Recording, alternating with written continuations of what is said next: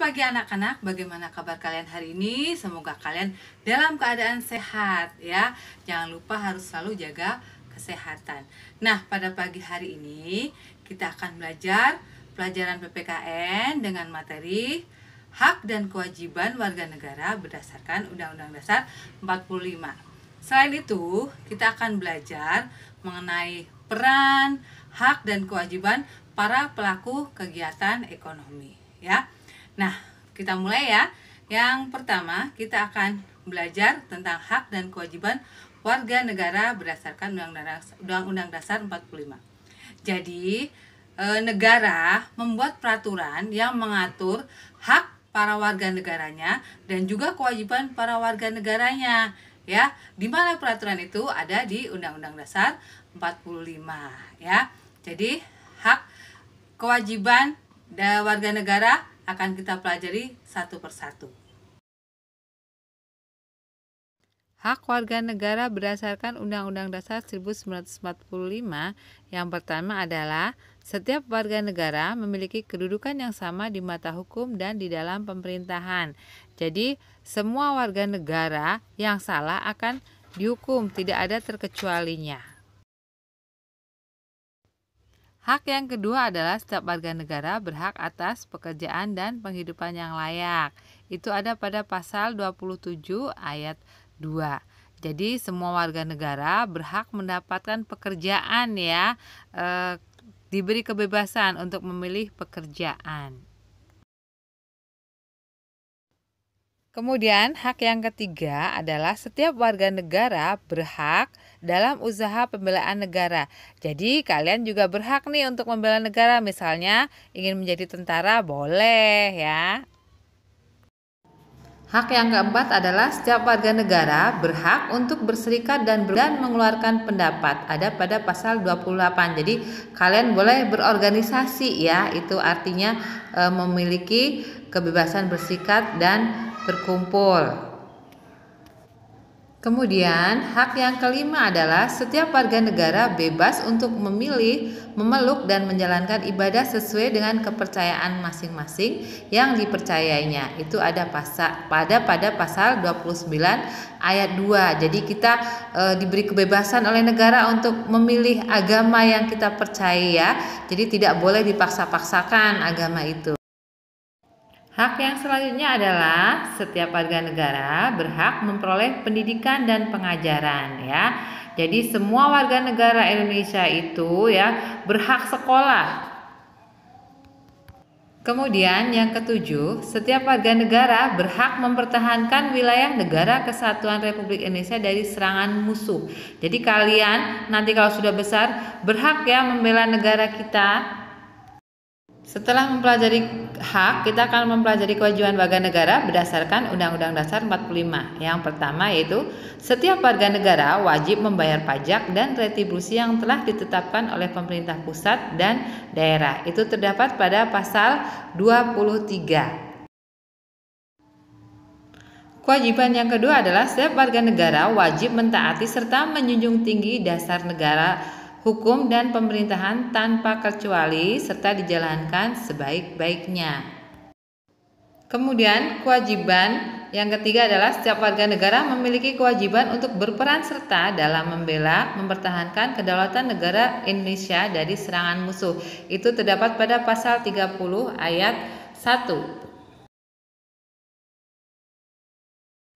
Kewajiban yang keempat adalah setiap warga negara wajib menghormati hak asasi orang lain dan menjunjung tinggi moral, nilai agama, keamanan, dan ketertiban umum. Itu terdapat pada pasal 27 ayat 3. Kewajiban yang kelima adalah setiap warga negara wajib turut serta dalam pembangunan untuk membangun bangsa agar kita bisa berkembang dan maju ke arah yang lebih baik.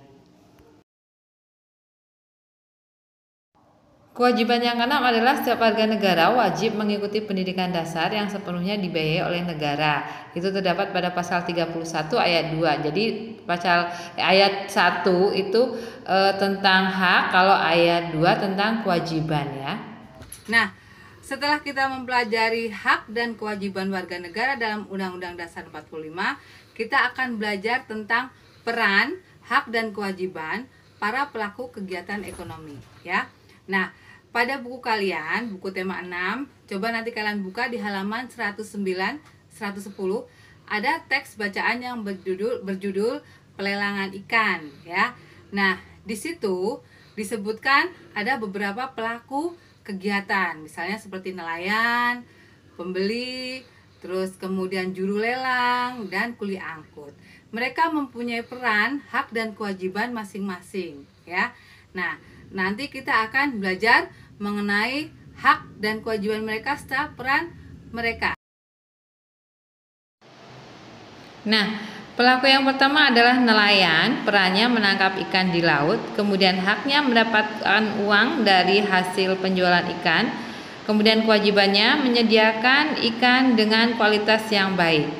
Kemudian yang kedua adalah juru lelang. Juru lelang itu berperan menawarkan harga pada pembeli, kemudian haknya mendapatkan jasa dari pelelangan ikan, dapat upah ya. Kemudian kewajibannya memberikan informasi harga ikan dengan tepat.